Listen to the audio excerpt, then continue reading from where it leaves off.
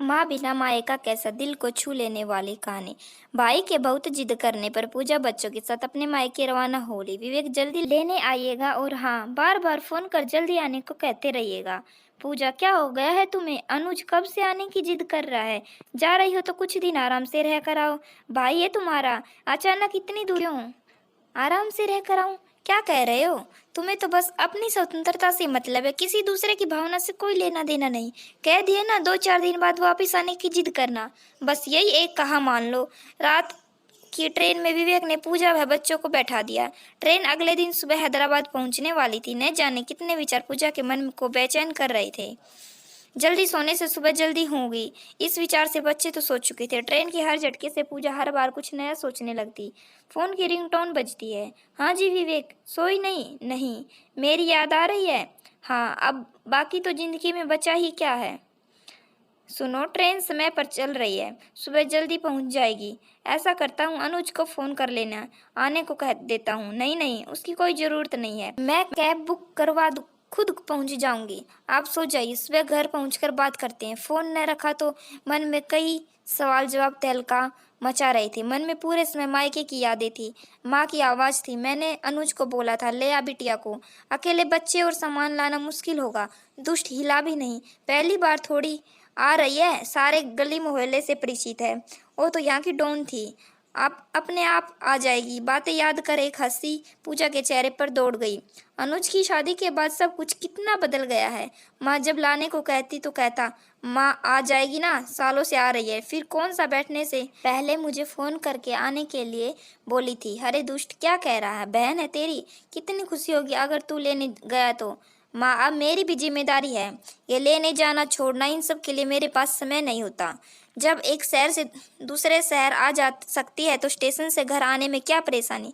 मना कर रहा है, पूजा कितनी बार बोला पर लेने आने को तैयार नहीं। कोई बात नहीं माँ, मत कहा करो, अब तो वो भी बच्चा नहीं है, उसकी भी शादी हो गई है।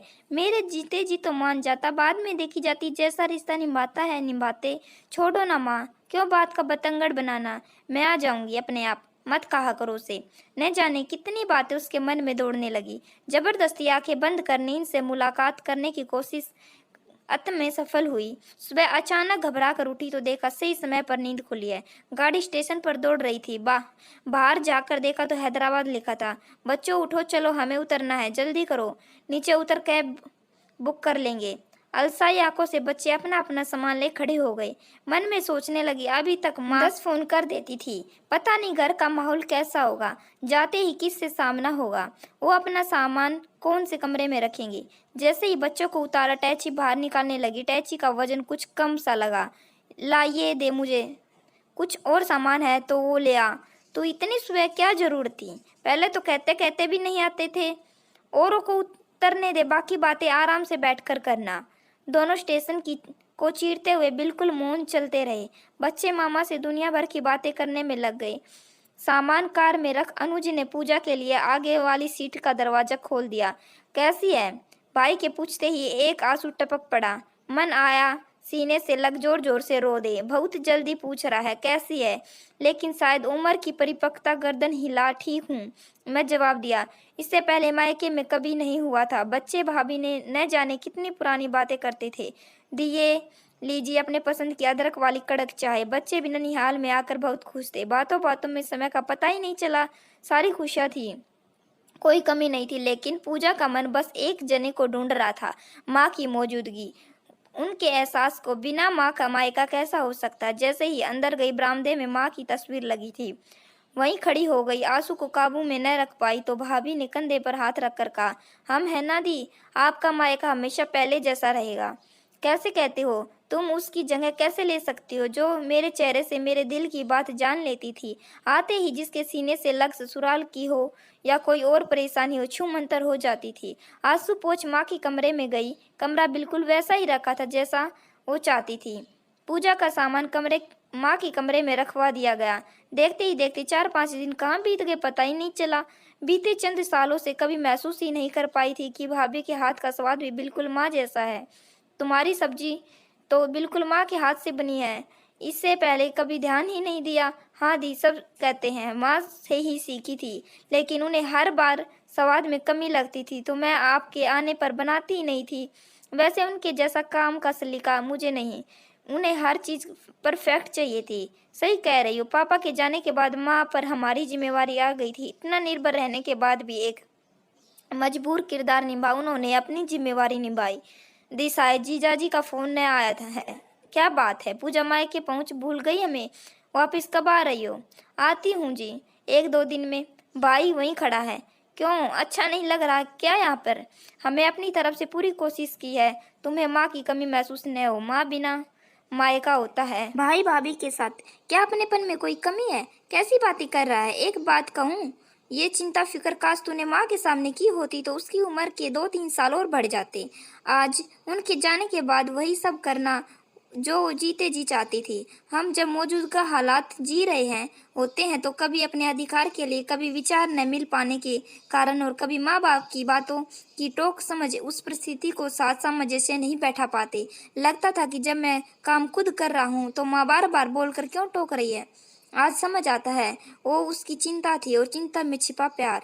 हम बड़े हो गए हैं पर शायद उनके लिए तो हम बच्चे ही हैं। ये सब उसके जाने के बाद समझ आए। लेकिन तू है ना, बिल्कुल माँ जैसी। पूजा को अनुज की बातों में सच का आईना दिख रहा था।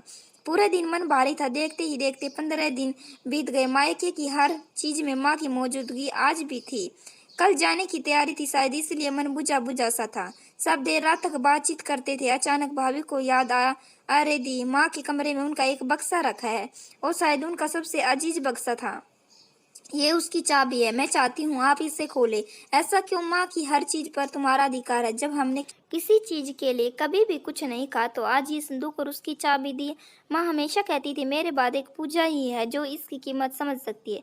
बुरा मत मानिएगा, अच्छा हो तो इसे आप ही खोलें। कांपते हाथों से पूजा ने बक्सा खोला। दुनिया भर की कतरनों से भरा हुआ बक्सा ऊपर से सब हटाती चली गई। पापा का कुर्ता पजामा रखा था, खादी का कुर्ता। देख ले आया इस बार खादी का कुर्ता, संभाल कर रख दे, अनुज के जन्मदिन पर पहनूंगा।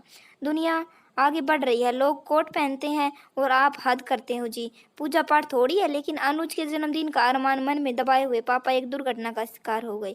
सब कुछ यहीं छोड़कर चले गए। शायद माँ के लिए पापा की पसंद का कुर्ता उस दिन से बेहद अजीज हो गया था। नीचे देखा तो भाई के मुंडन के कपड़े रखे थे। हर एक चीज माँ की ममता से ओतप्रोत थी। अचानक हाथ में वो गुड़िया आ गई जो पूजा कभी जिद करके लाई थी।